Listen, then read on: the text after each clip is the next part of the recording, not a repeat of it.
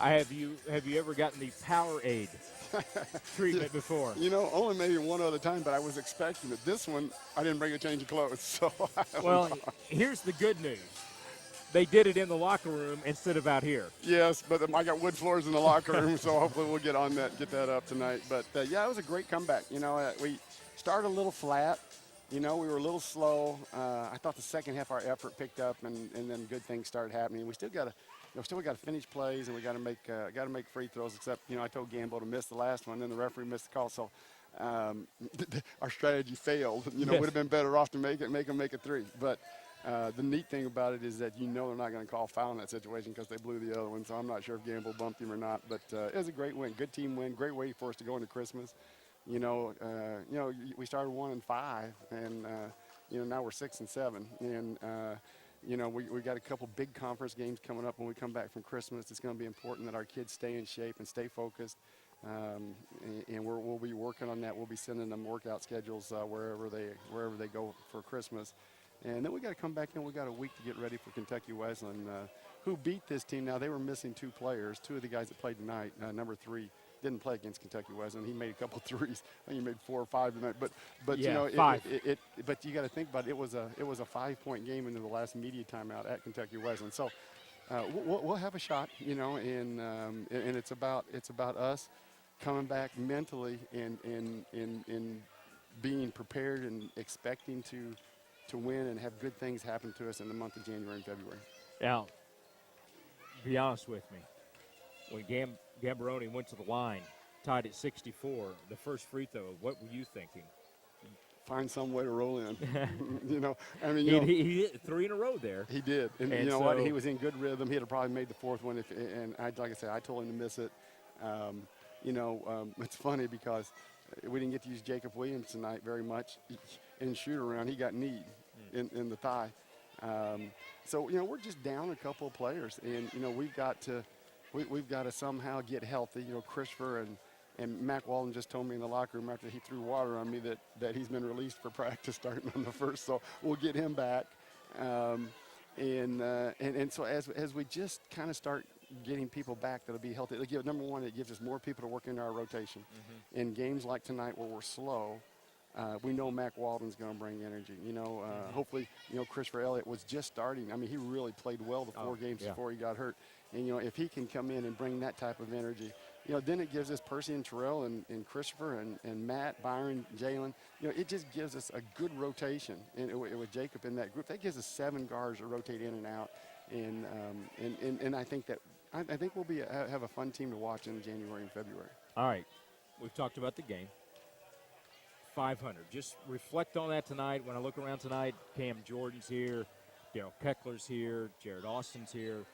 Some of the guys. I mean, there's a long list of guys that have gone into this, not just at Trevecca, but at your previous stops. But just, I know, put you on the spot. Just kind of reflect a little bit. We've had some really good players, over the years. Even when I first started at Judson, and then we sent a kid down here by the name of Greg Best, when I left, and Greg was a good player here at Trevecca. He was a good player for me at Judson, and we had Freddie Morris and Tony Smith in that first group. Mm-hmm. Carlton Ames, who started here at Trevecca and transferred to me at Judson when I first got the job. So, I mean, there's a lot of players that go into it, but then you look at, even the players that were here.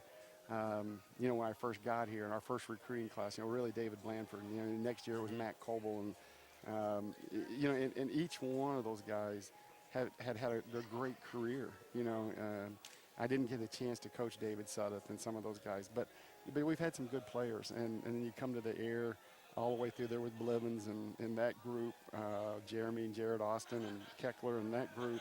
And then you move to Will Parton, and then you start looking at Brandon Howard and that group, of freshmen, with Marcos and Josh and Collins, and then, fortunate enough to coach my own son Christopher in that group, and you just look at it, and it's just continued over the years. And I apologize to some of those guys that I left out, but there were a lot of good players in that group.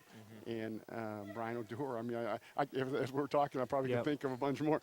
But I mean, I would just say thank you to all of them.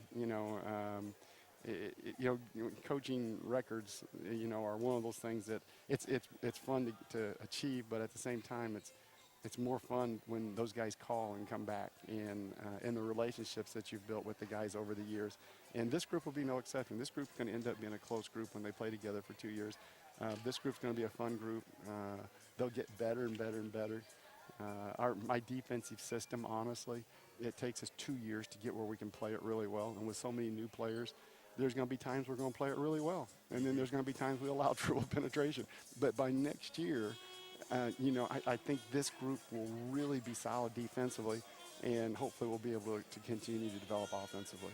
We got to come up with a nickname for the Kentucky boys. As a Kentucky native, born in Lexington myself, we got all these Kentucky guys, the Commonwealth gang or something. We'll come up with something at some point, but these guys have really made an impact, haven't they, this year? They have, and they're good kids. It started with Byron, and then, of course, we got Percy, and then Terrell and Jalen and Mac, is in that group, and there's a good chance that we'll have another one come in at Christmas time. And then there's another couple kids that we're looking at to recruit. So, who knows? By the time we're all said and done, and you look at the end of this year's group and the beginning of next year's group, we may have 6 or 7 kids from that Kentucky area. It's kind of I was thinking about this the other day when I first came in. I remember one of the questions that the committee asked me was, would I be able to recruit Nashville? And we did. We tried that, and we started out there, and we started in a 50-mile radius and a 100-mile radius. And right now, the hotbed for us in terms of the type of publicity that we're getting from the sports writers and things up in Louisville, covering the Louisville kids. Louisville's our hotspot right now, and that doesn't mean we'll always stay up in that area. But right now, we anytime we get a chance to get a good player, I don't think we're in any position to turn those guys down. So. We need to come up with a name with that group, Kentucky, Fort Campbell or something. We got to come up with something. But they've been fun to work with, and I'm looking forward to the new year. He's Sam Harris. He won his 500th game tonight. We're back with more here on TNUtrojans.com.